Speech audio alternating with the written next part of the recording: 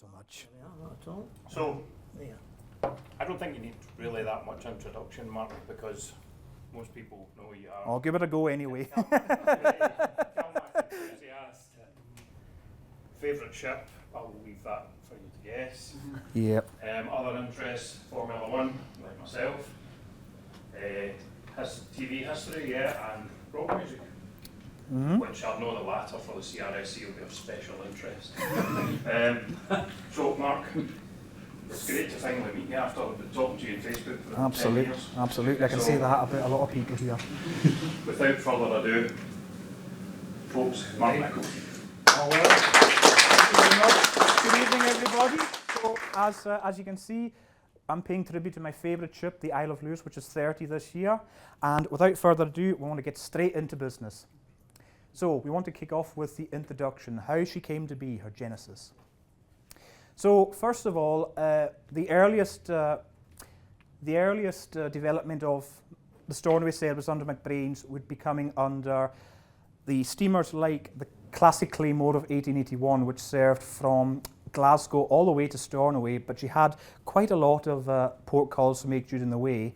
And it was a voyage that often took place in night time and took in excess of 24 hours in really arduous conditions. But then things moved along when the railways came to Mallig and Kyle, respectively, Kyle of Loch, and that was served by boats like we have here, the Loch Ness and the classic Loch Seaforth of 1947. So a mail boat service ran from Stornoway to Kyle and Mallig using these two ships. So we have two photographs supplied by the Clyde River Steamer Club themselves, and we have a photo by Lawrence Macduff of the original Loch Seaforth. And then technology moved on further and distances became even shorter, so they run to, that we now know today, ran from Stornoway to Ullapool, began in 1973. And we have a collection of the ships here, and the first two we've got here are the Sheila and the Loch Ness again. These are two photographs I believe were supplied by the Graham Langmuir collection. And we have a photograph of the Loch Seaforth in the late 50s supplied by the club again. And then we have the Iona and the Clansman, which were the first two ships serving the Ullapool car ferry route. And one's at Tarbert and the other is at Stornoway, respectively, captured by Kenny MacAskill and Lawrence Macduff. But in 1974, along came the MV Sullivan, which was the Stornoway car ferry from 1974 up until 1995. And she was bought by, you may know, from Norway under John Whittle, and she was built as one pair of twins for the fjords in Norway. And she came to Stornoway in August of 1974, and she quickly became well known for her ability to go out in all kinds of weather and was regarded as a sturdy sea boat. And despite the fact she was quite limited in her capacity and her internal accommodation as well, and her speed, let's not forget. But apart from 21 years serving Stornoway, she also served a week at Oban and Craignewer and also made a few visits to the Uig Triangle, and she visited all three ports at least once in her career. But since as early as March 1988, there'd been calls for a replacement, and the Sullivan was just simply outliving her success. She was too small, too slow, and just too cramped by the turn of the 1990s.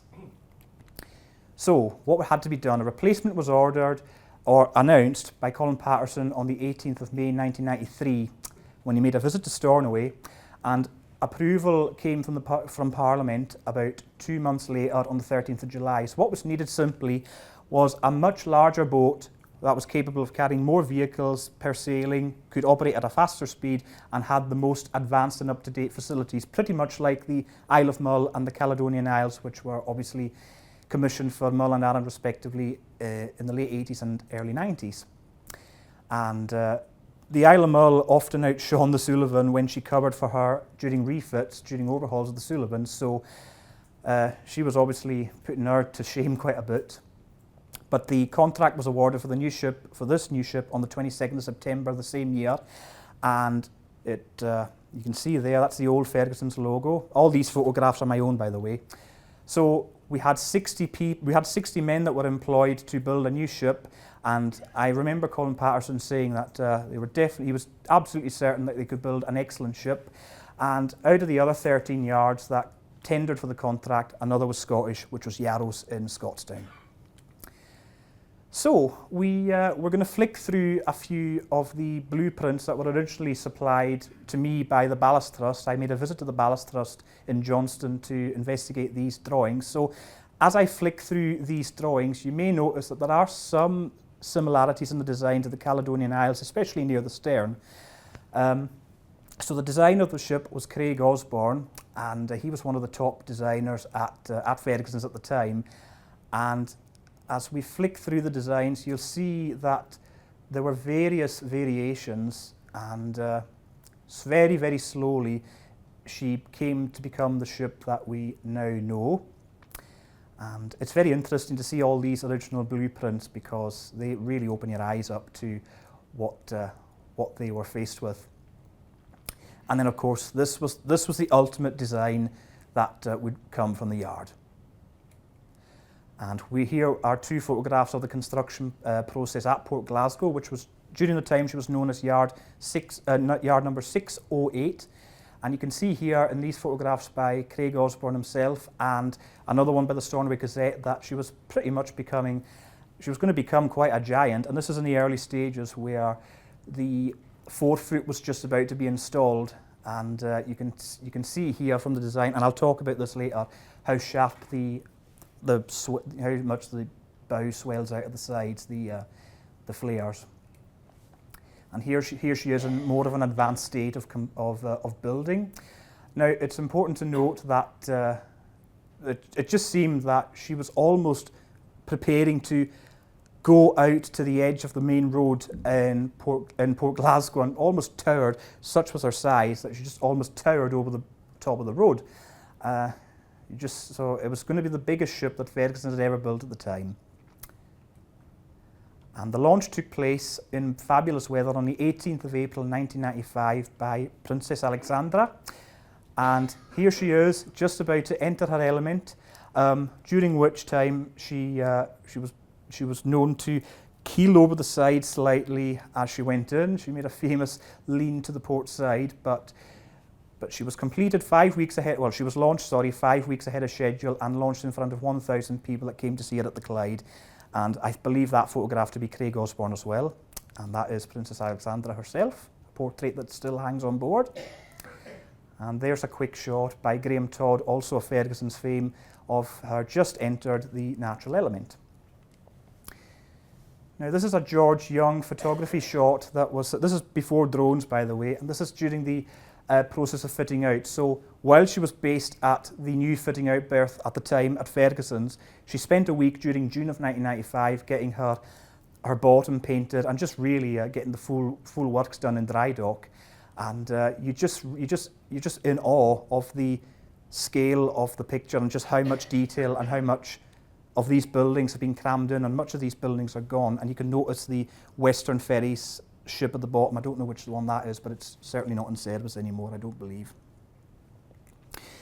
Here she is, again by George Young, on her sea trials during July of 1995, where she clocked up an 85% power speed of 18.7 knots. By the time she reached 100% power, she reached the full maximum of 18.92 knots, and she simply became their fastest ever motor vessel at the time, CalMac. And with a speed of 12.4 knots going astern, she was almost as fast as a Sullivan could go forward. So she had the speed on her, and she showed it very well. Now, there was controversy when there was reports in the press at the time of fitting out that there was a 16th century prophecy by the Brand Seer he forecasted that the Isle of Lewis would sink with many lives being lost. Now, the only survivor was apparently supposed to be a religious woman or nun of some description wearing red-coloured shoes, and there was quite a lot of alarm about the new ship at the time, but you couldn't to me it was just a load of nonsense, but everything is covered in that report here by the Press and Journal. I mean, the authorities the authorities did their best to get the ship as strong and seaworthy as possible, and this didn't really do much of a good reputation for them, but but none of this has been proved, and so people in Lewis call it the Taisharacht, I think it's pronounced in Gaelic, and obviously with interlocked bow visor, sealed bow ramp, and a double-skinned hull, you know, she was very unlikely to sink. But there was one actual seer by the name of Swain MacDonald, I think it was, and he said that he would quite happily be sailing on the maiden voyage on the 31st of July, and said she would be in service for 20 years, only with minor mishaps to follow, which is typical of any ship. But here she is, 30 years on, so she's got an extra 10 years out of herself, which is cracking. So she was officially handed over to CalMac on the 26th of July 1995, again 5 weeks ahead of time, and she was delivered to them in Ardrossan of all places. So there was a visit here at the Irish berth where she took on her crew cars, a gangway and stores before she headed up to Stornoway for the first time. So obviously the paperwork was signed, she was thoroughly examined, and very shortly after these pictures were taken, the house flag was hoisted. So she took about 34 hours to go up to Stornoway because she had a few trips to do on the way, but she arrived to great ceremony on the 27th of July, the very next day. And here's a famous photograph you might all remember of her passing the Sullivan in Loch Broom. Quite an iconic picture, that, and it was taken by Sam Maynard of the Stornoway Gazette, who I think was on contract with CalMac to take that photograph. So now follows a quick selection of her first weekend at Stornoway. So here's a cracking shot of her making her first arrival at Stornoway, taken by Jack Kernahan. And as she came alongside number 1 pier, there was a flotilla of small boats coming to greet her, and here she is opening her bow visor. This is a shot taken by Michael McLennan. Now you may hear Michael and Jack's names mentioned quite a bit in this early stage.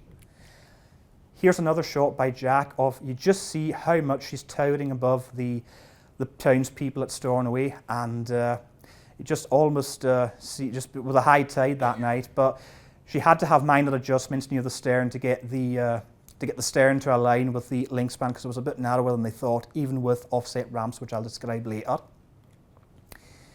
And then with the Sullivan approaching, she moved up to what we call the King Edward Esplanade at Stornoway to allow the Sullivan to use what was then the only link span in the town, because construction of the new berth had only just started. And again, this is a Michael McLennan shot. So, on the 28th of July, the Isle of Lewis gave her VIP cruises for invited guests, and she sailed across the Munch 3 times that day, carrying hundreds of invited guests. And on one occasion, out of those 3, she actually carried about 50 odd cars with her back to Ullapool for the night, because there was a chess competition that week and the Sullivan had been fully booked. So it was left to the Isle of Lewis to take the leftover with her, along with the rest of the guests, and she finished that first night. Of sailing across the Munch unofficially at Ullapool. And she returned to Stornoway the next day and was laid up for further bow works, and I think she was open to the public for a short time as well. That same day, the 29th of July, the Sullivan gave her last sailings, and here she is coming into Stornoway on her very last run. You can tell by the flags, taken by the late great Jim Aikman-Smith, who I believe is one of my own personal idols, as you'll see as we go along. So the Sullivan came in with about 60 odd people greeting her at the pier and a pipe band, so she was given quite a rapturous welcome, just like the Isle of Lewis had, although the Isle of Lewis had 2,000 people in Stornoway greeting her when she came in for the first time. Here's a very scenic shot on the 30th of July with the 2 ships lying astern with each other, and you can just see the panoramic view of the town. This is a Michael McLennan shot taken from what we know as Gallows Hill, but a lot of this has been overgrown with extra trees now, so you won't get the same shot like that again without the trees blocking the way, which is annoying for me.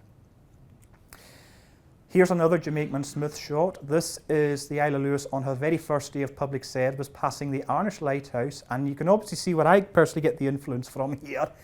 And her first day of service saw her give 3 round trips a day, starting at 2 o'clock in the morning and then finishing a little bit later, because she was being held up with the crew managing to try and work out how to load her properly. So it took time to settle her in with loading her properly. And here's a Walter Bowie CalMac postcard of her at Ullapool, which I'm sure you're all familiar with. It reminds me so much of the French Riviera, with just the way the mountains look, and just the whole atmosphere of the shot just looks so sunny and so Mediterranean. Don't you agree?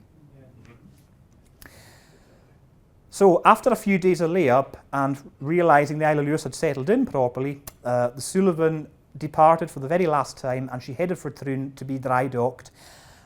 She visited Lochmaddy on the way down, and then after she was dry docked at Troon, she left for her long voyage to New Zealand via the Panama Canal, and we never saw her at Stornoway again. And of course, as you all know, she capsized and sank in November of 2015 at Suva Harbour, so she is very, very sadly missed by a lot of us in Stornoway. And that brings to an end this particular section.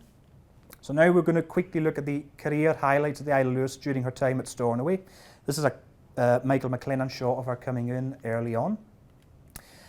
So she was a huge success in her very first season, and as you can tell from this press release, which Walter very kindly provided to me, she increased capacity by about 50% as was hoped. So she was designed to carry, let me see, I need to check the figures. She was designed to carry 94% more passengers and 45% more vehicles than the Sullivan. And although she was designated for 968 passengers overall, she was actually designated 680, and that includes the 30-odd crew along with them. So, as you can tell from the press release here, she was a massive boost to tourism and in the Western Isles. And so the separate figures saw an increase of 23% for passengers, 17% for cars, and 12% for commercial vehicles. So that's just over 12%. So she was very warmly received in that regard, and she had really good weather to help her. And as I mentioned earlier, they had problems with timekeeping for the first fortnight, but once they knew how to load her effectively, she got on fine. Here's a Lawrence Macduff photograph of her passing Rue Point Lighthouse just at the mouth of Loch Broom on a afternoon sailing, I think it is. Somebody will tell me the name of that particular mountain afterwards, but that's a beautiful photograph and typical of Lawrence Macduff as well. Now here's a Michael McLennan shot taken on the 20th of August 95, showing the Isle of Lewis off duty on one of her Sundays, because for the first 14 years no ferries were scheduled to run on a Sunday. So there was plenty of time for maintenance, and she's showing herself off very well in this photograph with the backdrop of Stornoway once again. Now, on the 20th of November 1996, she trialled the new link span at Stornoway for the very first time, both ways in, but it wasn't ready to use until April of the following year, and I'm going to show that in the next photograph. So here's another aerial photograph of the new complex and the Isle of Lewis dressed overall for the official opening. Now, she first used the facility for proper use at the end of April, but the official opening took place on the 14th of May 1997, I believe, and this photograph was taken by Angus Smith Photography up in Stornoway, but he's long since passed on, unfortunately. On two occasions in the spring of 1998, she was chartered by the Ministry of Defence to provide sailings to and from Lochmaddy. But on the first of those two sailings, unfortunately, she had a massive breakdown when a port shaft bearing failed on her. And rather than return to Stornoway after providing the sailings there, she had to limp to Greenock on one engine for 4-week repairs. So it's a case of she came in, but I don't think she was expecting Captain Mannering to be on the pier. On a happier occasion later in 1998, the 28th of November to be precise, here she is at Stromness, where she was on show to the public because Caledonia McBrain were being shortlisted as one of the potential bidders for the Northern Isles franchise, which they eventually got when they combined with themselves and the Royal Bank of Scotland to form Northlink Ferries, which came into operation in 2002. So I believe nearly 700 people went aboard the Isle of Lewis that day, and they were quite impressed with what they saw. And fortunately, she'd been just freshly repainted because she was returning from overhaul on Tyneside, so she looked very smart for her brief visit there, which was 4.5 hours, and then she returned to Stornoway afterwards.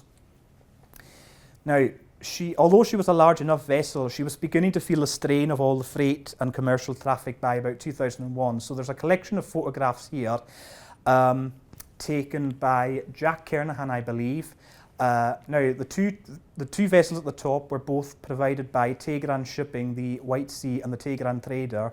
That ended in catastrophe, unfortunately, because the Tegran Trader was famously arrested and the Isle of Lewis came to her rescue. So after that fiasco and Tegran selling up and moving away from Stornoway, the Isle of Lewis was joined by the Lord of the Isles and the Isle of Arran to provide a two-ship service. So you had the Isle of Lewis and the whatever ship was partnering her at the time, sharing the daytime and freight rosters between them. But that was not a long-term solution. Now, the top two photographs are by Jack Kernahan once again, but the bottom one is my own. And CalMac realised that it was more essential to charter their own freight ship for overnight use. So first of all came along the Haskasay, which was painted in Northlink colours, although she hadn't started with the company at that point, so she had time to provide services to Stornoway. Then later in 2002 came along the infamous Murnag, which spent quite a lot of her time high out of the water and not able to produce the power. Even when she was loaded, she was never sitting low enough in the water to be that effective. And then came along the Clipper Ranger, which the Isle of Lewis has seen passing in May 2014, which is my own photograph.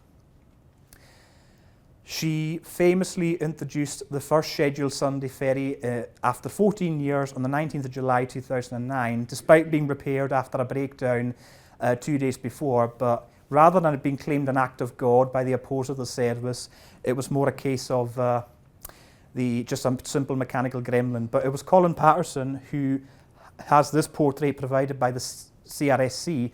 I should also mention the two photographs here are by Jack Kernahan.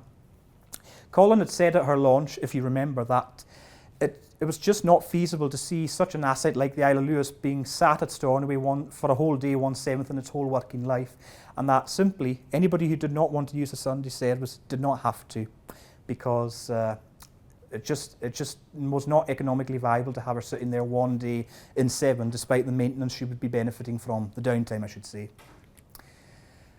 And here's a wee selection of some of the vessels that relieved her during overhaul time. So the Isle of Mull came along first, along with the Clansman, which was the longest serving stand-in. Both of those photographs are by Jack Kernahan.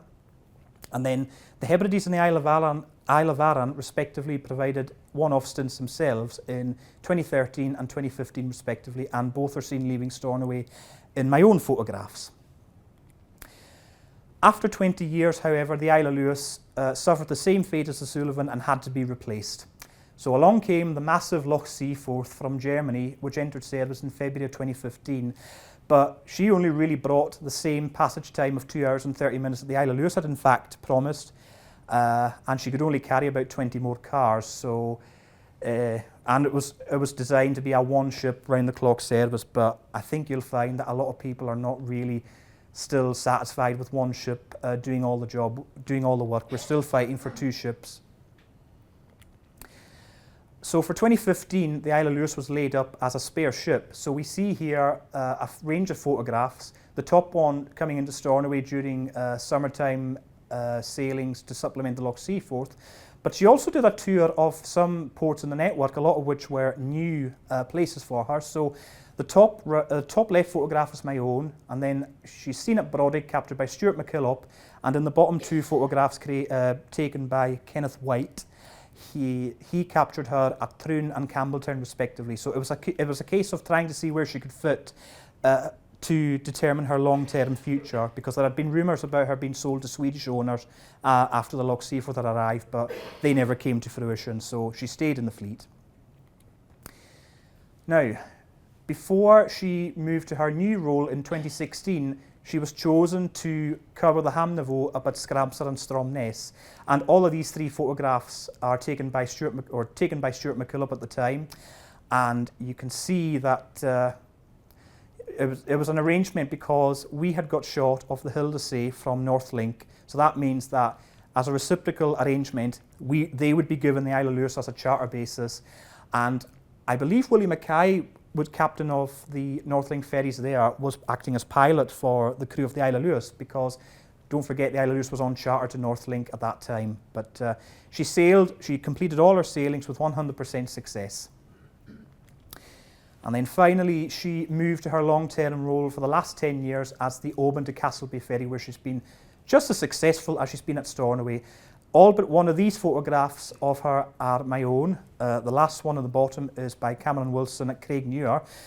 So what happened was the Isle of Lewis became the Oban to Castleby ferry, and they no longer shared the route with South Uist, which went from Mallaig using the Lord of the Isles. So each island got their own dedicated service, and the Isle of Lewis has been, as I say, no less successful at Castleby than she's been at Stornoway. So, but it's been good to see that she's got an extra 10 years with the fleet, but I believe she'll be ending her career on the Castleby run in the next 2 years, because the latest I've heard is she's going to be withdrawn, and then I think she's going to be scrapped, because I don't know if anyone's going to think about purchasing her. But I would rather see her end her days in the scrapyard than at the bottom of the sea somewhere, or on fire in a foreign country. I wouldn't like to see her suffer that fate. So now we're going to move on to assessing her in detail. So having a look at her external appearance, you can see she's an attractive and well-balanced, I call, lady of the fleet. And you can see that she's got sweeping white superstructure the whole way along. And the trademark features to look at are her twin funnels, the rake twin funnels, and quite good-looking funnels, despite the fact they appear boxy. And you can see the main mast in the middle. But she was the first Stornoway ferry to come with the marine evacuation system, 2 lifeboats that were motorised, and a range of life rafts, of 20 life rafts that were connected to the marine evacuation system. So the lifeboats could carry 300 people between them, and the life rafts 1,000 people. And there was 1,160 lifeboat belts. Sorry. So she had more than enough capacity for everyone on board. I have to say that her bridge styling could have looked a little bit better with a roof on it, like I've seen with the Hebrides and the Clansman, for example. And you can also see the special array of windows near the front and also at the stern. So you could tell that they really put a lot of thought into her. And with the Caledonia McBrain on the hull, I think she was one of the few ships that actually suited that wording on her. It was the right size, the right position, and she looked fine enough with it. And to be honest, she was generally one of the best looking ferries for her era of the 1990s. She just had style about her. Now, you may remember this plaque, and I've only got time to discuss the internal accommodation as it was when new, but this plaque was presented to her from new, and it still hangs up in her upper lounges today. But the main thing to remember is that she was designed for, let me just have a look. As we look, so we're going to scroll through the blueprints of the internal accommodation, the internal layout. So as you can see, that she was just basically designed for spaciousness, and that was the word that best described her when she first came out into service. And again, I received these scanners from the Ballast Trust. So we can see that although really the decor of the styling of the decor has changed over the years, you can still feel that she's got the spaciousness about her. And although she was quite stylish with her a range of rooms and colour schemes, as I'm about to show you, she nonetheless presented herself in a no-nonsense and very down-to-earth manner for the role she was built, which was, of course, the Lifeline service, the Lifeline ferry for Ullapool to Stornoway. And we see the blueprints of the lower decks from the vehicle all the way down to the bottom where the engine room is. So here's a day one view of the car deck taken by Alistair Mackenzie. This is the port side looking towards the stern, and there was an arrange of full width mezzanine decks, two of which, and you can see that there was a lot of space for cars on her even then. And she had an arrangement of warning symbols, warning lights, warning sirens, and signage everywhere. And the car deck's not really changed that much, other than when it's been painted and there's new signs going up, as with ever-changing health and safety regulations. Now, this is a view of the main observation lounge when she first came out, and you can see features like just the space. Although you had to be careful you didn't clatter into any of these tall pillars. You'd have a sore head after that. But there were features like a special Cadbury's vending machine, and you can see the plaque in its original location. And out of shot behind, there were 2 phone booths, and behind each shutter was the gift shop and the main steward's, chief steward's desk, so we call that the onboard service manager now, of course. And then there were features after this area, like a games room and dogs area, but the portside games room soon turned into a second dog area. Now, the cafeteria at the bow was the largest area on the Isle of Lewis, and again, this is when she first came out, with a range of yellow walls. I should have mentioned the colouring. So the main concourse was coloured in Pink Panther styles and also with dark blue carpeting. And as we look at the cafeteria, you can see a good range of bright yellow or primrose with blue seating and grey carpeting. And these photographs were taken by Lawrence Macduff, and with the exception of the bottom right of the survey, which was taken for CalMac when the brochures came out. So there was 360 odd people that could fit into the cafeteria, although you had problems with the way the seats were laid out, because if you were sitting close to the window, you then had to slide your bum right across to get out. But it's a problem not just on the Isle of Lewis, but a lot of other ships, especially older ones. Here's a view of the stern lounge, again when it first came out, and the photographs are taken by John Youth at the top, and the bottom two again by Lawrence Macduff. And it was all coloured in dark pink. You can tell by the colour of the seats, they're purpley blue, and there was also a brown coloured carpet as well. So it was a great place for the local sports teams and the like to musicians to mix about, and also just jam in, and it was a perfect setting for nighttime sailings as well. It just had that good feel about it. Such good vibes. But now here is the observation lounge, and then at the bottom we see the TV lounge, which was actually called the church. Well, it was locally referred to as the church because of the way the pews were arranged. Now, because of the way the seats were arranged, I should say.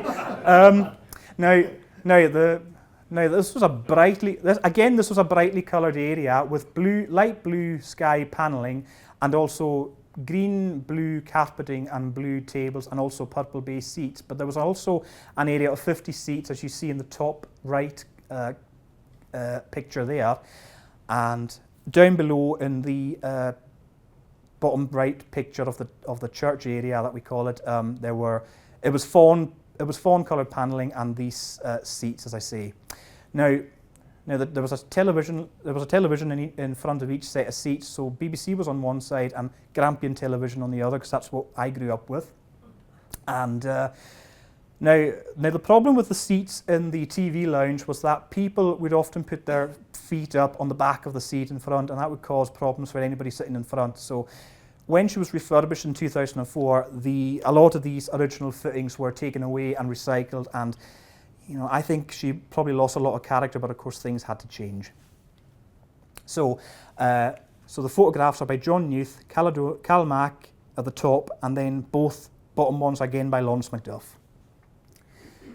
Now here's an area I spent many happy years sitting in, and that is the soft play area, which used to be behind the chief steward's office on the bottom deck, and you can see with the cartoonized pirates and seagulls, as well as the PVC barrels with penguins as well, that it was just such a happy area, and it was my favourite place on the ship to jam, and that's now become a disabled toilet area, unsurprisingly. So it was just such a big room. It looks bigger than it shows in the picture, but it was such a fun place to be as a child. An early view of the bridge taken by John Youth. This was during a fitting out tour of the ship. So there was this, obviously, as you all know, there is a centre console arrangement here, which is when the officers on watch would control her while at sea, because the captain would only use the wing consoles if taking her in and out of port. So it had all the most up-to-date technology of our time, but a lot of this has been replaced with even more modern control systems. A few views of the engine room, all taken by John Youth, and of course she was fitted with the Murley's Blackstone K6 Major engine. That delivered the top speed of 18 knots for her, and CalMac had a pretty good relationship with Murley's, that they kept getting the engines, although I believe there were some reservations about the age of the actual design of the K6, but it was brand new engines, contrary to rumours that they'd been second-hand or preconditioned. They were still in active production when the Isle of Lewis came out, and whenever parts were needed, they relied on the the power plant at Stornoway because they used the same engines, so spare parts could come back and could come to and fro the ship quite easily. And then finally, for this study of the internals, we have the open decks, all taken by Lawrence Macduff on a very sunny day in early 1995, in her early service in 1995. So a wide range of seats, and I believe there's 66 red seats on the bottom deck and 96 on the upper deck there. And I used to have happy days of running around the mast and even hiding inside the mast, playing hide and seek with my family because it was such a fun place to be, and it was such a great place to go and hide in from somebody. It was great, but you can't do that anymore. And behind the funnels, there was no railings because they hadn't realised then that children could climb up the funnel. So with hindsight, they eventually realised that they had to put railings so that children could either run up or people could tan their back if it was a good day, because the funnels were hot enough they get a good tan on their back. But obviously health and safety put paid to all that. So now we'll move on to how she handles at sea, which is obviously the most important part. So generally she's got a very good turn of speed, and everyone was very impressed with how quick she was compared to the Sullivan when she first came out. And although she took 15 minutes longer than the originally planned 2.5-hour passage time between Liverpool and Stornoway, she still delivered the goods, and 45 minutes was still a massive improvement on the Sullivan. And she also delivered the goods when she went to the Oban and Castlebay service in exactly the same manner, because the clansmen and the Lord of the Isles could provide the service to Barra in about five and a bit hours, whereas the Isle of Lewis on a very good day can do it in less than the scheduled 4 hours and 45 minutes. I've known her to be in about 4.5 hours, especially when she has the tide behind her on the Sound of Mull. She can go quite fast without the power of her engines. But unfortunately, she does have problems when she's out in bad weather, in adverse weather conditions, and this has been a problem for her, and her reputation has been suffering quite badly as a result of it, or has suffered quite badly, because she's not really the best seaboat, and not a good seaboat at all, and she has been much criticised, like I say. But the problem she had is loud banging noises at the bow when you could hear her going through heavy swells, and of course the problem she had is she would slam into the waves, but she would also lift her bow quite high, as the captains refer to it, throwing the nose out of the water. And of course, she was also a higher-sided ship than the Sullivan, but she had to be longer anyway to make up for that. And yeah. And I've heard people say she's quite a bad ship when she rolls, but to be honest, I've never really felt her roll that badly unless it's a really, really bad day. But you could obviously tell that she might catch the wind quite easily with the funnels, especially with a side-on swell. But the problem I feel she has is the pitching and the yawing. And one aspect of her since she's served Barra is that she might well try and get a service to and from Barra achieved in about a 10 or 11 hour window if conditions allow, because the captains will have to decide to play either side of a bad weather sail. So there has to be factoring in the passage time from Barra to Oban, especially it could be a little bit longer on a bad day. And it'll be the quickest turnaround in history at Oban, and then she has to scurry her way back to Barra, either ahead of or after any swells, bad weather has taken place. So why does she bang? Well, you can tell pretty much straight away from these pictures that her flare tends to swell out quite a bit. And I believe this is the cause of the banging, because what happens is when she sails on a head-on swell, the flare sticks out so much that there's almost a curvature that you can see, and it almost leads to like I don't know how to describe that particularly, but it's a situation where if she meets a swell, what she'll do first of all is she'll surf on those waves, because the flare sticks out so much and the waves can literally push the bow high up above the water, and if she's high up enough, she'll then slam back down and the waves get trapped simply under the flares because of that flat-bottomed area at the front. So it has affected her pitching, if I can say that, and she also tends to not really roll but sway. I've felt her sway, especially when I was on my last sailing to Barra on her. I felt her move in a swaying manner rather than rolling, and we were sailing in a south-southwesterly kind of swell, about 30 odd knots. It was gusting, but But obviously everybody's views about being on a ship, particular ship in a gale is their own. How they mitigate this problem is to ballast the ship down as much as they can to a maximum draft, and then they'll put the heaviest of lorries and wings on either side of the forward end of the car deck, with the cars on the middle, the main deck and mezzanines, and they'll also put lighter loads at the stern to counteract the effect there. And then once she gets out onto the open sea, to reduce the potential of the steel getting fractured, they will bring the speed back down to about 12 or 13 knots. So although the passage times will increase, you must appreciate that it gets a service achieved in some way. And I believe it was Captain Alec Morrison's idea to go with this procedure as we see here. Now, we're just coming to the end of this current section, and the Isle of Lewis was unique in the sense that she was the first ship to exceed about 18 meters, the first motor vessel for CalMac to exceed 18 meters in width, and to get around the problem of berthing at Ullapool and Stornoway with our narrow link spans at the time, she had to have her stern ramp offset to allow her to load at Ullapool, as you can see in the top, and also she had to make sure that the bow ramp was offset to the starboard side to obviously have the effect at Stornoway. But even though the new pier opened at Stornoway, which was a much wider link span, and also Ullapool has recently been replaced, she's kept her offset bow ramps for use on the other runs, which is great.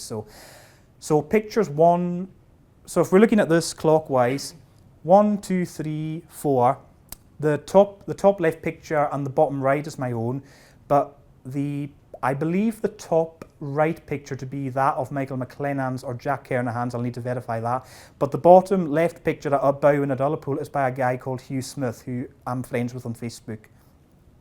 Now here's a unique thing I just threw in for fun. Now, I can compare the three largest ships of the fleet when they each came to Stornoway to the same ships that Isambard Kingdom Brunel here designed in the mid-19th century. His ships, the Great Western, the Great Britain and the Great Eastern, all came, each one was basically larger than the last one, and much enhanced in technology, and I believe the same principle to apply to the Sullivan, the Isle of Lewis and the Loch Seaforth here.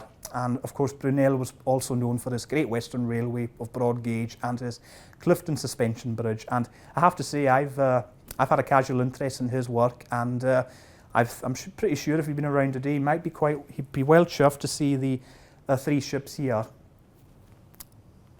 Now we're going to pay tribute to two captains of the Isle of Lewis. The first one here is Murdo Kennedy. He was a Skye man with Harris connections, and he began on the Clansman at Armadale, and he was involved first of all in a high-profile visit to London, and there's a famous photograph of the Clansman going through the River Thames with the wings of the Tower Bridge going up for her. But his long-term commands included the Loch Arkaig at Mallaig, the 1979 Claymore, and of course he became permanent master of the Hebridean Isles. He was the first master to bring the Heb Isles into service, and he was there for 10 years before he moved to Ullapool Stornoway, and he was to be the first captain of the Isle of Lewis, although he had a bit of time on the Sullivan before the Isle of Lewis was completed at Port Glasgow. So it could be that the Isle of Lewis could be regarded as Murdo's boat, as you see here. So his opposite number on the Isle of Lewis initially was John Norman MacDonald from South Harris, also a Sullivan captain, but it was Murdo who took the new ship on her delivery voyage, and he took her to several key ports in the Western Isles for trials, which I'll describe later, and he had a hand in bringing her into service with great success, but unfortunately he wasn't with her for too long because he had to take early retirement, although it was initially meant to be a 4-month absence to recover, but sadly he passed away 2 years after that with cancer-related illness at just 59, which is quite young for somebody like him. And Alex Morrison had already replaced him before then, and they'd also worked in the Hebridean Isles together, so they were very good friends. And Murdo, I believe, was somebody who was quite private as an individual, but he'd become the fleet commodore, and I think he was pretty much a gentleman in every sense, and his loss was very sad indeed, and he would definitely have had many more years commanding ships for CalMac, but he was the first man of the Isle of Lewis, of course. somebody you all know very, very well, Alec Morrison, who I think is just a fabulous friend of mine and pretty much a friend of us all, and a fellow Leosoc, which is very important here. So Alex began in 1967, of course, with Denholm, and first of all joined CalMac in 1974 on the Iona as the mate, and he first became captain of the 1980 Lochmore, but he had to cancel his first sailing because the weather got the better of him. But he still had a very successful career, and you can see the list here of ships he's been in command of, such as the Sullivan, the 1964 Hebrides, Isle of Arran, the Old Glensannox, Pioneer, Lochmore, and Loch Carron. And he then gained his own first permanent command on the Hebridean Isles, as I mentioned earlier.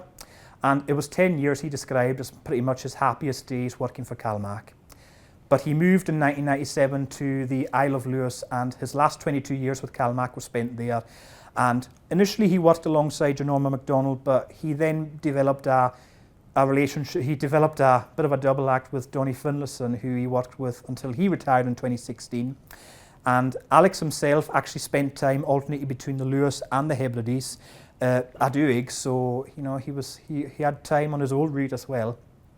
And he was with her for three final years to see her early success on the Barra run, but then he decided to retire in 2019 after 52 years at sea, although he did return to command the Waverley, of course. And he still lives in Melbus Bord, where he was born, and he's got the accordion and his grandchildren to keep him occupied. And of course, with Alex as captain, I think we all knew we were in safe hands, and you can read the last bit for yourselves, but there's one quote I would like to read before I move on very quickly. Just bear with me a moment. It was a very, very good friend of mine who told me this, but I'm going to read it word for word. With the three or four captains in this case, you had respect immediately on meeting them. When they were on the bridge, the communities knew that they would and did their best. Humour, respect, and wore the uniform with pride. Irreplaceable they are in every way. So there's something about the camaraderie of the old captains. Now we're going to move. Now I'm looking forward to telling you about this section. Now I should actually mention before that the photo of Murdo Kennedy was taken by Donald Hodgson, who was son of the late Captain Jimmy Hodgson. I should have remembered to tell you that.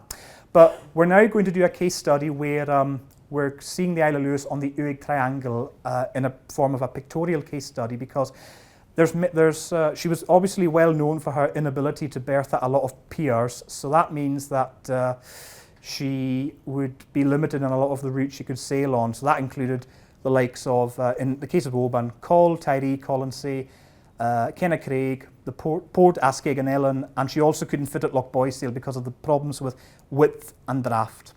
But she has managed to serve a few sailings on the Uig Triangle, and she's obviously been there a few times. So I'm going to obviously try and demonstrate how she got on there. Now, she made her first visit to Uig, Lochmaddy and Tarbert famously on the 27th of July 1995, when she made her delivery voyage to Stornoway for the first time. And this was to see if she could be used on the Uig Triangle should an emergency ever arise.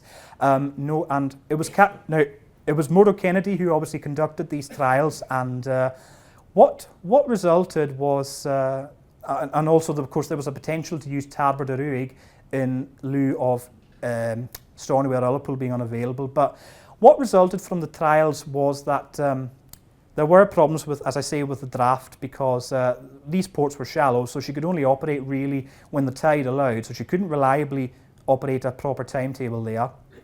But when she was there, I think her presence was quite admired. It was quite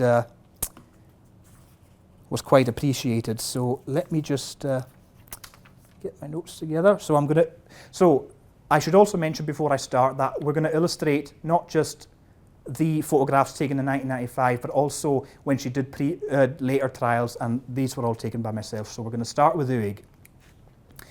Now here's a beautiful photograph of her coming into Uig at about 6:30 a.m. on the first day, 27th of July, taken by a woman called Isla McEwen, who I believe used to run the youth hostel there, and you could just see that it's the only photograph of this particular visit I have, unfortunately, but it still gives a good idea of how she came alongside. So But it's just the whole scene is serene, but it's just the noise of her engines that would disrupt the scene of serenity. And here's a shot of her alongside a Duig. Now you'll find I'm going to show her on both sides. I'm going to be taking angles from both sides of the pier, but this is her with the proper side, and you can see the broad expanse of Uig Bay. This photograph was taken on the 9th of May 2015 when she was doing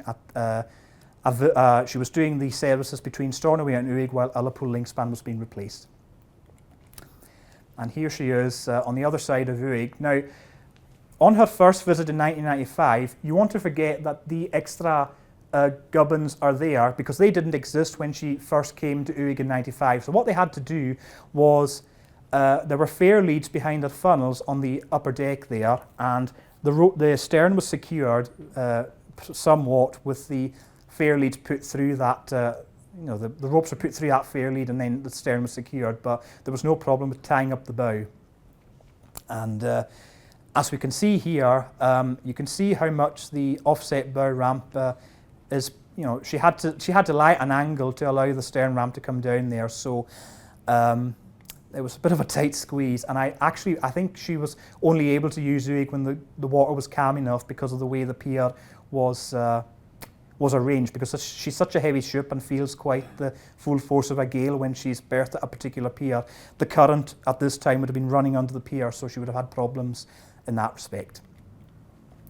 Moving on to Lochmaddy, this is her on the first day, 27th of July, about 9 o'clock in the morning, and this is her coming into berth bow first. And then here she is alongside the pier. So both of these photographs were taken by Ian McPherson. And you can see that she was much more secure at Lochmaddy because the pier was long enough to support her both ways. Now, I don't have any photographs of the actual bow ramp showing on the link span, but I imagine it would have been okay to come down, but it would have been quite a tight fit, as you may have seen with the Glen Sannox earlier this year when she trialled.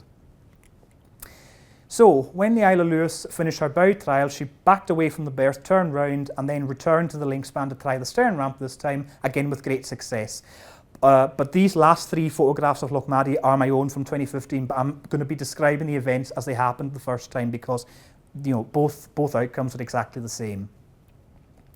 And then here's a angle of her stern in at Lochmaddy. You can see, compared to the first photograph I showed of her there, Bowen, you can see that there's been quite a few additions with the new terminal building, for example. And I believe a new link spans to go in there to accommodate the Lochmore and Claymore, but I'll come to that later on.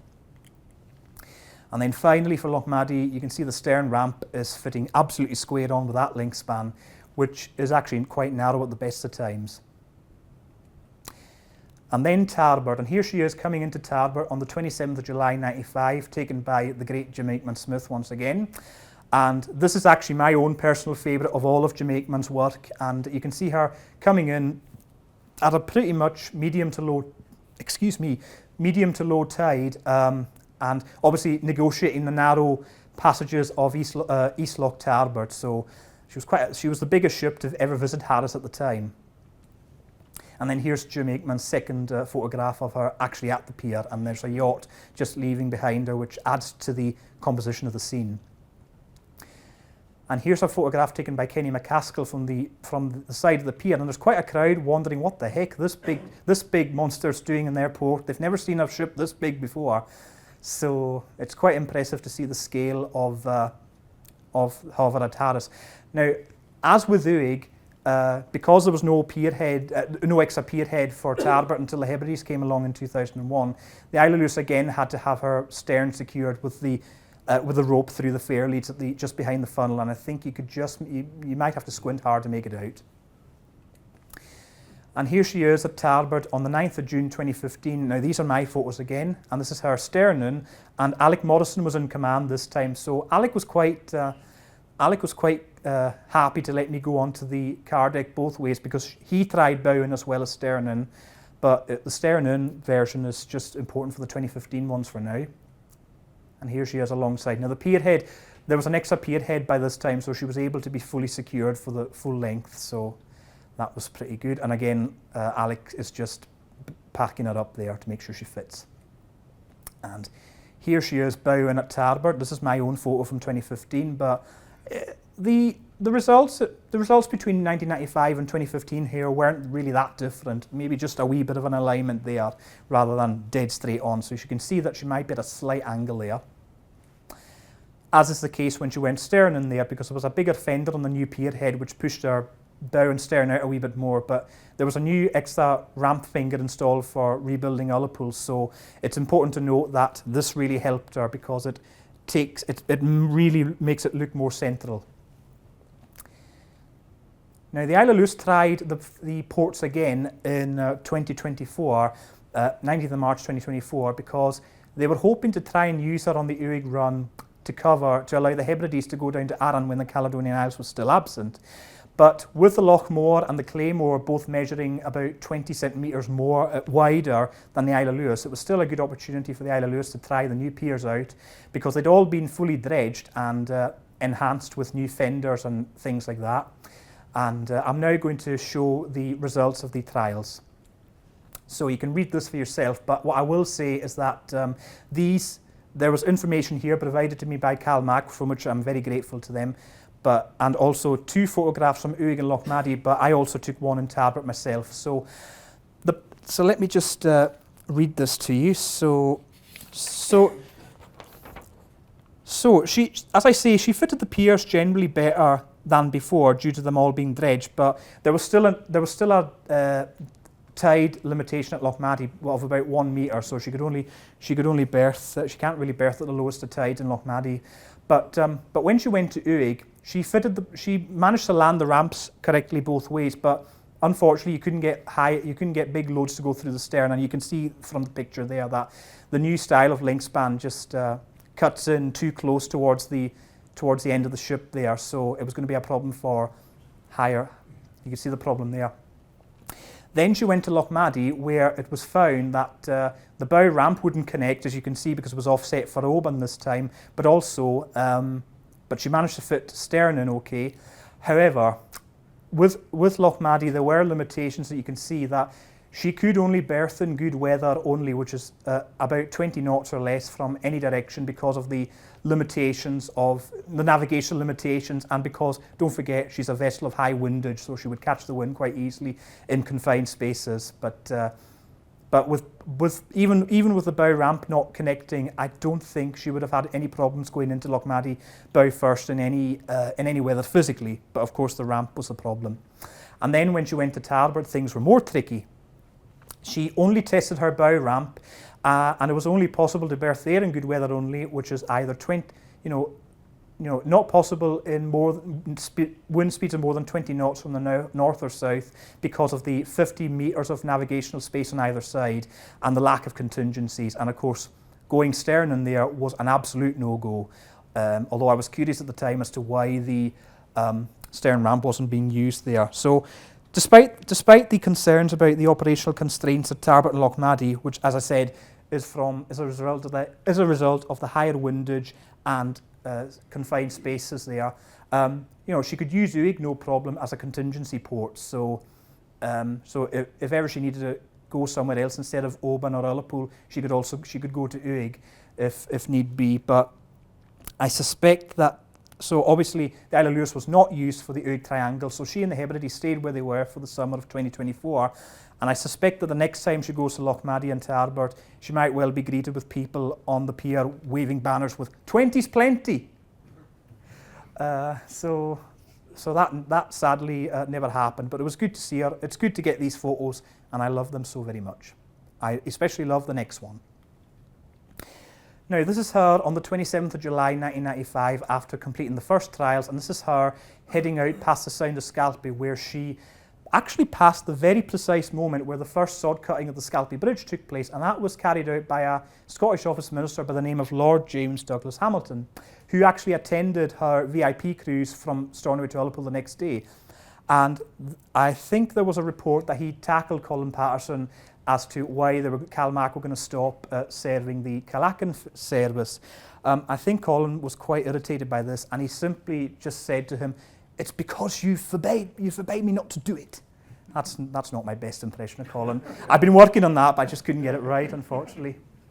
But Colin was an absolute astute manager, and with John Whittle, I think I think Colin was one of the best. But going back to this, you also notice, if you notice the white house in the top of the shot there, that was the house where my own late grandfather and all his family came from. So this is Kyla's Scalpy on the Harris side. So I'm a Lewis man, but with my Harris connections through Kyla's here, it's a photograph that makes me very, very proud. And it was taken by the late John Gillis McLennan, who I got in touch with when I first wrote the book about the Isle of Lewis. And I regard the Isle of Lewis's trip to Uig, Lochmaddy and Tarbert that day as the single event that it just goes above all others for me. It's my favourite event involving a single CalMac ship, and it was probably once in a lifetime. And that was the only time this shot would ever happen. It would never happen again. And let me see. So obviously, with her calls at the Triangle, as well as visiting Ullapool and Stornoway later that day, I do believe she managed 5 port calls in the same 24-hour period. So that's an unofficial record for a motor vessel. Now, we're almost coming to the end of the show, but I just want to say that what's the Isle of Lewis going to be up to after 2025? Well, sadly, there were reports or confirmation that she was going to be withdrawn from service, and that was announced last September. So I suspect that's going to happen in 2027. And of course, I was really upset to hear that news. But of course, all good things have to come to an end eventually. But I would have personally thought it would have been a good idea to allow her to return to Stornoway if need be and act as second vessel to the Loch Seaforth, because that would avoid the prospect of turning people away from being able to reach the island and obviously struggling to just to get away. So 2 ships would be ideal for Stornoway, and along with the likes of Arran, Mull, Isla and possibly Bute as well, it's one of the most congested routes in the network. And but of course, any arrangement will be at the behold of Transport Scotland. They'll make the final decision. So, and I'm hoping to write another book on the Isle of Lewis. But because I know the first book I did sold quite well and it was very well received, but I don't feel that I included enough about the ship. I didn't know enough about the ship at the time to make it a full-blown actual biography. So I'm hoping that I would be able to rewrite the book in due course and maybe make it more widely available. So a different publisher, I'm sure I would do it with. Now, just to close this particular summary, the Isle of Lewis, despite any critics of her, has brought me many decades of great happiness, and I've thoroughly enjoyed every sailing I've done on her in fair and foul weather. And I do owe her a great deal for introducing me to the hobby in the first place. So she's the ship that started it all for me. And without her, I wouldn't be here today. So I'm just going to finish off with a very quick slideshow of photographs. But I'm going to show you this one first of all, which is going through the Paps of Jura. And I don't think you need to guess too hard as to who took that photograph. But I'll tell you anyway, Peggy McEachern, who's a well-kent face in Isla. So let me get my list ready and I will go for it. So 30 photos of a memorable ship. So the first photo here, these are all my own by the way. This was taken in July 2014 when she was using number 1 pier because the pier was closed for the Loch Seaforth, and you can see that the lifeboat and the fishing boat add to the scene there. Here's a shot of her in August of 2014 just passing Arnish Lighthouse, and you can see work going on the lighthouse there. Just a few seconds later the same day, and she passed the cruise ship Black Watch, which I think has been withdrawn from service now and possibly scrapped. There's the Isle of Lewis showing her worth. So she gave off a few bangs that day. Alec Morrison taking her out to Ullapool on the 2nd of October 2014. Now, I did miss an opportunity to catch the waves crashing right over the bridge onto the radar mast, but she was behind. I was standing in the wrong place, so I failed to get that shot, but this is the best I got. Here's a nice shot of her on the 9th of May 2015 leaving Uig and passing Idrigal Hill when she was covering for the Stornoway Uig service when Ullapool was getting its new link span. Here she is in May 2015 sharing number 1 pier with the Hebridean Princess in the proper coloured hull because she had a blue hull for a period. So you can definitely see the difference in the enhancement of ship design there. Here's a shot of her coming into Ullapool with a few keen observers with the new Ullapool link span finally in operation. and a shot of her covering the Loch Seaforth for the first time as a proper relief ship in October 2015, and looking very fine there. Now you'll notice that a few of these shots early on are from Stornoway. So here she is, the second time she covered the Loch Seaforth in October 2016, with the mainland hills showing very well in the background. Then I got my first visit to Barra to see her on the, this was taken on the 7th of May 2017, my very first shot of her at Castle Bay, a good low-level shot. And then from the other side, and she's passing, she's just about to pass Kizimule Castle on departure from Castle Bay on the 12th of May 2018, Alec Morrison taking her out. Here's a shot of her coming into Oban in May 2019, which is very reminiscent of a Dennis Hardley style photograph. And that is Ardmucknish Bay, it's called, in the background, with the Tralee Holiday Park appearing somewhere there. You can see this is this is October 2019, passing Arnish. Now she's lost her lifeboats, which I suppose we've all got different opinions about how she looks now, but I suppose she looks a lot cleaner, but I didn't take too kindly to that, first of all, I must admit. But that's a good high up shot taken from high above the lighthouse area there. Here she is at Stornoway at night in April 2021 when she was covering the 7 weeks for the Loch Seaforth, and you can see she's unloading a wide caravan there that she actually had to load through her Biodullapole, so she was running quite late as a result on that run. Here she is passing under this. This is the mountain that I showed you in an earlier photograph. I can't remember the name of that, but somebody will tell me afterwards. But this was May 2021. I'd gone for a wee trip to Inverness, but I wanted to get a photo of her passing here first. Again, this is May 2021, coming in with a different view of Arnish Lighthouse. Oh, now this is one of my favourite photographs I've taken of her, coming into Stornoway on a beautiful evening, calm evening, with two people fishing at the same time. Now, she hadn't broken down, they weren't towing her in, they were doing their own thing with fishing, just so you know. Now here's a stunning shot taken on 1st of September 2021 of the Isle of Lewis leaving Oban, and you can see the Loch Striven in the background, and what a scene this is for Oban. It's such a beautiful place, and no wonder I keep going back there once every year. And this is her leaving Oban on the 4th of May 2023, and again that's Ben, let me just, yep, so I had it written down there but I just couldn't remember. Thank you very much. And here's an October 2023 shot of her leaving Stornoway with the mainland hills on show in the background really, really well, and I think the Sullivan Mountain might be one of them there. Here she is leaving Tarbert after her trials back last March, 19th of March 2024, and she's passing my grandfather's old schoolhouse in Kylascalpy. So I had the honour of passing one of the other landmarks of my family history in Kylas. And then here she is coming into Oban on the 21st of May 2024, taken from McCaig's Tower, and I think that's a familiar angle for a lot of photographers, but that was special for me. Now I'm going to move on to combination shots. So here she is with the Hebrides on the 15th of February 2013 in one of my earliest well-known photos, and because the Hebrides had been covering for her and the Isle of Lewis had just returned from overhaul in Leith, so it was a good opportunity to get the two of them together. Then she met up with the Clansman, which was covering for her in March 2013 after a breakdown, so not the best circumstances of course, but it was still good to get that picture as well. Here she is passing her shipyard cousin, the Isle of Mull. So it was Alexandra that launched both of them. The same shipyard built them, of course. And after years of covering for her at Stornoway, the Isle of Mull now acts as the Isle of Lewis's relief boat at Castle Bay. And I believe she's going to do that this month as well. And this is a shot of the Lord of the Isles, which was covering at Oban, and then the Isle of Lewis is going out to Castle Bay. This was taken on the 2nd of May 2023. And it's just one of those by chance moments which I'm probably well known for.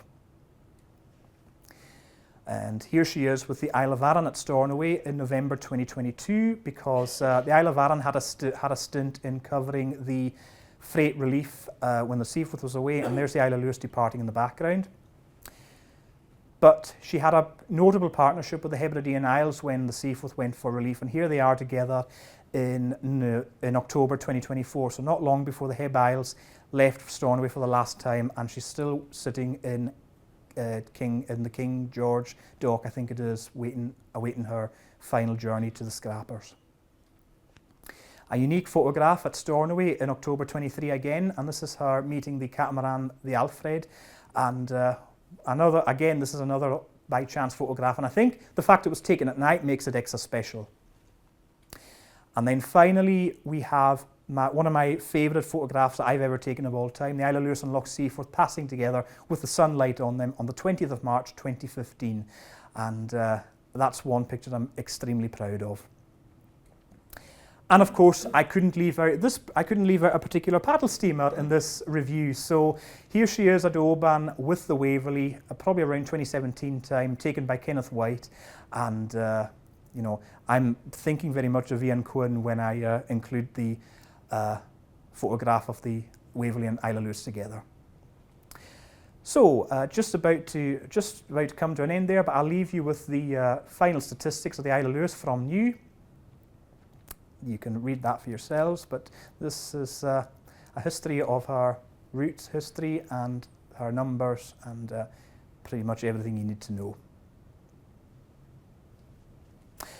And finally, we have two of her biggest heroes, Alec Morrison, Mark Nicolson, and you know, without us two, she wouldn't have ticked as well as she has done. So, thank you very much.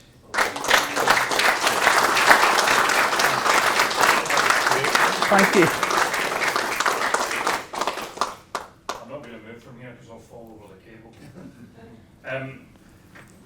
What can we say? This guy's knowledge of this ship is beyond reproach, I would suggest. What I would say about the other man, the other hero, Alec Morrison, a friend of mine who works for CalMac, served in the Lewis for quite some time, and he served with Alec, and I was privileged enough to get a dry dock tour of the ship in somewhere before COVID, which I can't remember years. I remember that. I was getting a look around. I've never sailed on the ship. Sorry, Mark. That's okay. But seeing her machinery spaces and everything as an engineer was fascinating to me. Also the mishmash of different types of pumps and things. It was as if Ferguson just went, oh, well, one of them, that'll do as well. But it all comes together to make a fine ship. But standing on the dock floor, I could see that flare, and you think, yep. I don't know if they had to do that to get our service speed. I'm not quite sure what that was. I believe it was because they were thinking about designing a ship for the Western Isles. They had to include the, they had to include passenger comfort and obviously space. So maybe it wasn't the best way to go about it, because you needed a ship with a sharp forefoot to get the speed up to 18 knots. But the drawback is that it feels like a bit of a hybrid, where you've got some of the ships with the rounded bows, but you've also, with the Isle of Lewis, you've also got the hybrid with the forefoot at the bottom as well. So it doesn't quite work. But while she's been heavily criticised by a lot of the Lewis locals for it, we do actually like her in other areas. So. My resounding memory of Alec that night when I was leaving, it was a typically inclement day at Garwell Dry Dock, or Siberia Point, as it's probably better known to people. And I'd already met him and shook his hand. I don't know how that guy walked about the ship, because he appeared to be stooping half the time he was that tall. So we get to the shell doors, and I don't think he realised I was behind him. So he gets to the shell doors and he looks out and he goes, "Oh, holy Christ, this is worse than Stornoway," and then walked out. He said to us earlier, I'm going on the train up to Glasgow to have a romantic meal with his wife. With Violet, yeah. But my friend, I'll just name him, the guy's name's Jim Christie, had a huge amount of time for Alec. Yeah, and, absolutely. To the point where when the Heb Isles was taking the freight run for the last time, they invited him on and he took her in. Yeah. Now, if I may just mention, going back to the point of the three masters being, this was Murdo Kennedy, John Norman MacDonald, Alec himself, and you can also include Donny Finlayson, I mentioned earlier.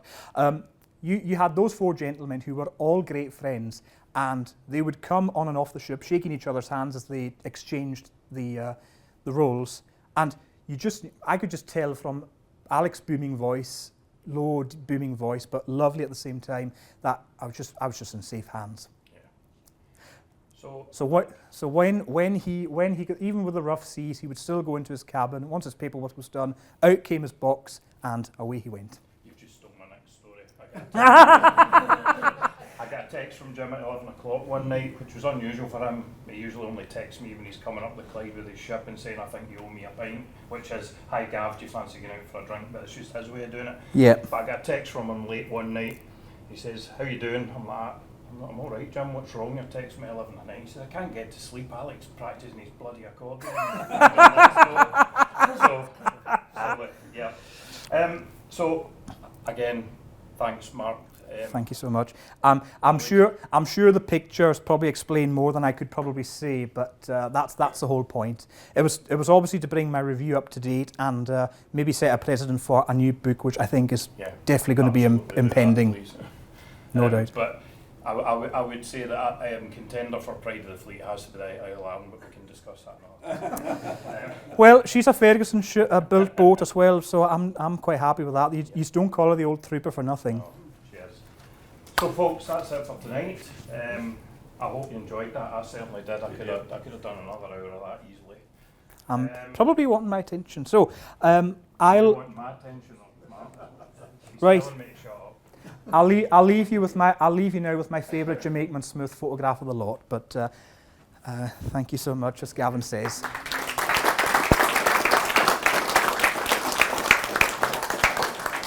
It was Gavin said.